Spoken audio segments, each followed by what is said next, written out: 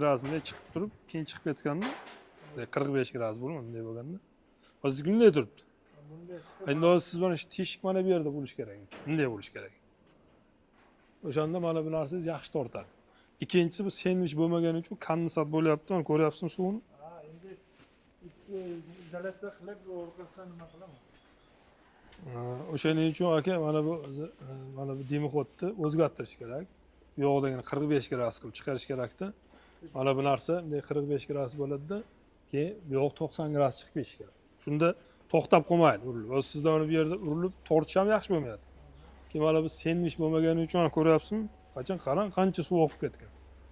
Mana shu kondensatda sendvich qilishdan sababi aka mana bu bazalt o'rab sendvich qilsangiz, tashqaridagi sovuq o'tkazmaydi, buni ichidagi issiq yo'q o'tkazmaydi. Tutash bo'lmagani uchun quruq toza turadi. Hozir bu yerda kondensat bo'lyapti, mana suv oqyapti. Bu ham chiriydi, tez chiriydi. Keyin katyolingiz yaxshi tortmadimi?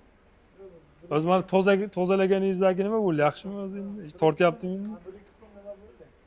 Endi sendvich qilsangiz, mana shu ishlayotgan narsa yana 50% o'zgaradi, past. 40-50% o'zgaradi. Yana ham zo'r ishlaydi.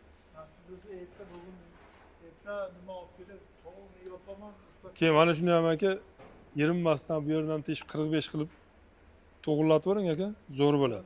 Ichkaridan kesib nima qilish kerak? Ha, kesib 45 qilib to'g'irlating aka, yana ham o'zgaradi. Yonish zo'r bo'ladi yana. Hozir endi uylar